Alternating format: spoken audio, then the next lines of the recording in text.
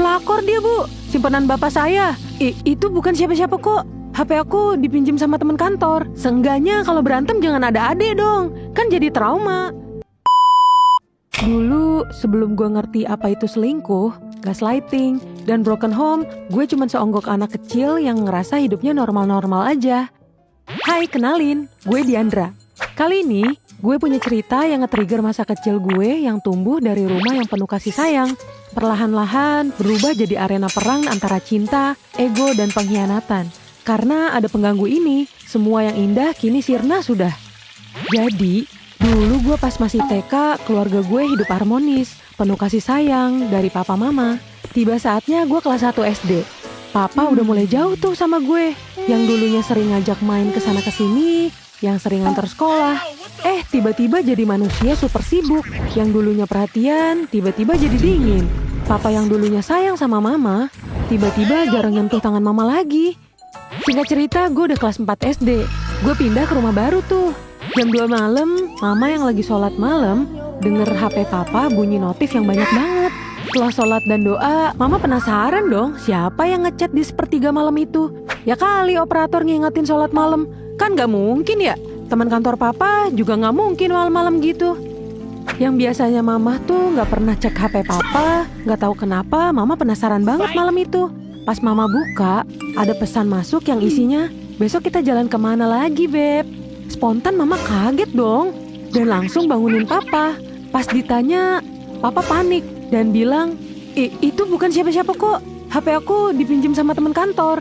Lain kali gak usah buka-buka HP aku deh. Lancang kamu. Gue yang sekamar bertiga sama papa mama, lihat itu pas masih kecil gue cuma bisa bengong. Gue gak ngerti kenapa mama nangis. Yang gue tahu sejak malam itu, rumah gue udah gak pernah sama lagi. Waktu berlalu, gak kerasa gue udah kelas 6 SD. Dan saat itu adik gue lahir, namanya Cinta. Di situ papa gue udah mulai berubah 180 derajat jadi nice guy. Kayak mulai interaksi sama gue. Sifatnya kerasa gak tulus sih, kayak gimmick pemain sinetron gitu. Singkat cerita, gue naik kelas ke SMP. Papa balik lagi ke stylean awal, jarang ngobrol, jarang interaksi. Bahkan, papa nggak tahu gue sekolah di mana, saking nggak pernah diantar dan diurusin. Saking capeknya diacuhin sama papa mama, semuanya sibuk sama dunianya sendiri. Akhirnya pas masuk SMA, gue milih tinggal sama nenek. Pas kelas 2 SMA, mama udah sering berantem tuh sama papa. Sering adu mulut sampai lempar barang jadi hal biasa. Bertahun-tahun mama diem, nggak ngurusin hubungan mereka. Kok makin lama papa makin gak karuan? Kayak kalau diajak ngomong tuh naik tensi mulu. Gue yang waktu itu tinggal di rumah nenek dari mama, cuman dapet cerita dari nenek. Denger itu gue sedih banget. Pernah waktu gue mau ujian akhir sekolah, gue kan les tuh. Pas pulang iseng mampir ke rumah mama dan papa. Baru sampai depan pintu mau ngucapin salam, gue dikagetin sama mereka yang pegang senjata. Mama pegang tongkat baseball dan papa pegang palu panjang. Lantai udah banyak piring pecah, figura, vas, sampai TV ikutan jadi sarana samsak emosi mereka. Yang pertama gue cari, ya jelas adek gue lah. Dia ada di pojokan kamar, gemeteran sambil nangis sesegukan. Gue pun buru-buru ambil adik gue buat ikut pulang ke rumah nenek dan bilang ke mereka berdua, seenggaknya kalau berantem jangan ada adik dong, kan jadi trauma. Mereka kayak gak dengerin apa yang gue bilang tadi. Dan mereka tetap lanjut seakan suara gue cuma angin kentut aja. Hari-hari selanjutnya makin kacau. Drama gak kelar-kelar. Gue jadi ikut terlibat dalam huru-hara sengit mereka. Mereka jadi sering blok sosmed. Jadilah perantaranya ke gue. Jadi, mama kirim pesan ke gue supaya disampein ke papa dan begitu pun sebaliknya. Gue yang lagi sekolah pas lagi kumpul sama temen, tiba-tiba jadi nangis dong. Karena keluarga gue dari dulu gak pernah akur. Sampai satu momen epik dari akhir perselingkuhan papa, suatu hari papa gak pulang udah berhari-hari. Dan semuanya terungkap. Mama pun nanyain ke saudara-saudara papa, tapi gak ada yang tahu keberadaan papa di mana. Akhirnya mama cari ke rumah ibunya papa. Dan bener aja, ternyata papa ada di sana.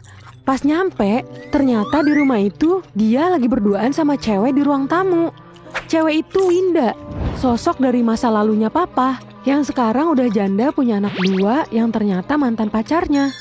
Jarak rumahnya beda sekitar 2 rumah dari rumah ibunya papa. Lihat itu mama murka. Mama pun dengan nada tinggi bilang ke mereka, "Oh, jadi kamu masih berhubungan sama perempuan ini? Papa dengan gelagapan bilang, iya tapi itu dulu mah. Karena suara mama menggelegar, tiba-tiba muncullah saudara papa dari dalam kamar. Ada Bude dan Pak D yang totalnya ada 5 orang, sambil nangis. Lebih sakitnya lagi ternyata keluarga papa nutupin perselingkuhan itu. Mama pun bilang ke papa, apa sih mau kamu? Udah saudara kamu nutupin tentang perselingkuhan kamu ini. Sampai keluarga kamu bikin grup sama cewek selingkuhan kamu, sampai diupload kegiatan kalian berdua di sosmed. Mau kamu apa sih? Mau cerai? Oke, aku juga gak akan merasa kesusahan karena udah punya penghasilan sendiri. Papa bilang, enggak, aku gak mau cerai. FYI, selingkuhannya papa stok TikTok gue. Akhirnya gue kepoin balik pakai second account gue tuh. Dan betapa kagetnya gue lihat dengan mata kepala sendiri kalau kontennya berduaan terus kayak pengantin baru, liburan kesana kemari lah, dan lain-lain. Akhirnya gue kasih tahu mama lah. Besokannya pas gue stok lagi, video dan foto-fotonya udah hilang. Untungnya udah di screenshot sama gue. Akhirnya mama print semua bukti dan surat perjanjian di atas materai kalau emang masih berhubungan sama wanita jalang itu, bisa diaduin langsung ke kantor papa biar dipecat secara tidak terhormat. Di situ gue bingung harus gimana.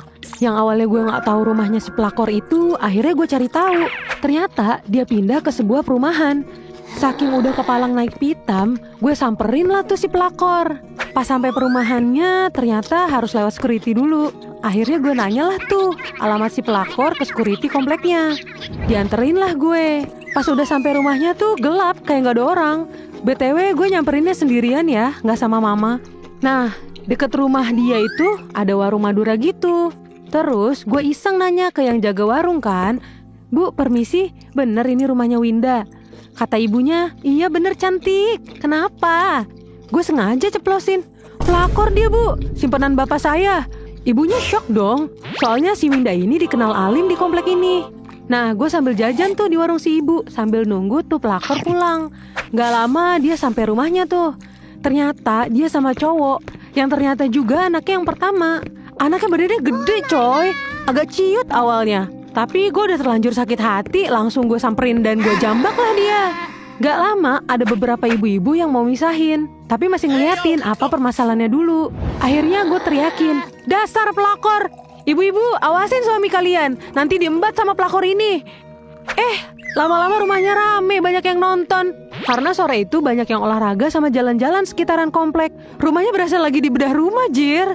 Di situ gue puas banget mempermalukan dia. Mission complete guys, akhirnya gue cabut tuh. Emang dasar pelakor kelas kakap. Besoknya dia masih chat papa gue dong. Isi chatnya, apa sih anak kamu? Masih kecil ikut-ikutan masalah orang dewasa. Emang dia tahu apa? Dan papa ngomong sama gue. Besoknya gue punya rencana epik lagi guys. Karena dilihat-lihat nih orang kagak ada jeraknya, jadi sebagai efek jerak kita buat kegaduhan lagi dong. Gue nanya ke temen gue si Indah. Indah, lu tahu nggak tempat beli telur busuk? Kata Indah, ada tuh di pasar Blok X. Tanpa babi bu, langsung lah meluncur gue, nggak pakai rem. Pas udah sampai tokonya, gue langsung beli. Bang, beli telur busuk 5 kilo. Si abang kaget, lah buat apaan neng? Gue bilang aja, tenang aja, nggak buat makanan kok bang. Akhirnya gue dapet gratis cuy, rezeki anak yang dizolimi. Pas pulang, gue sedikit retakin deh tuh satu-satu telur busuknya, biar pas ngelempar langsung pecah ke target. Udah kelar, gue langsung meluncur ke rumah pelakor ini. Pas gue sampai, gue teriakin tuh, heh pelakor, keluar, dasar perusak rumah tangga orang. Ayo dong, masa berani hubungin papa gue? Pas gue datengin, ciut.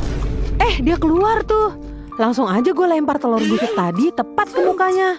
Terus mukanya jijik gitu. Gue bilang, masa sama laki orang gak jijik? Sama telur busuk aja jijik. Emang gak punya harga diri lu. Awas aja lu ganggu-ganggu keluarga gue lagi. Di situ dia nangis dan diem kayak bengong gitu. Ya gue teriakin lagi, awas ibu-ibu, suaminya dijaga. Di lingkungan Anda ada pelakor kelas kakap. Sumpah, itu hari paling puas dalam hidup gue. Hahaha. Akhirnya karena keberanian gue ini, si pelakor itu udah gak berani lagi gangguin keluarga gue. Dan udah gak ngechat papa lagi. Gue seneng banget. Tapi di satu sisi, luka batin gue yang kebuka ini susah buat sembuh. Gue belum bisa maafin papa.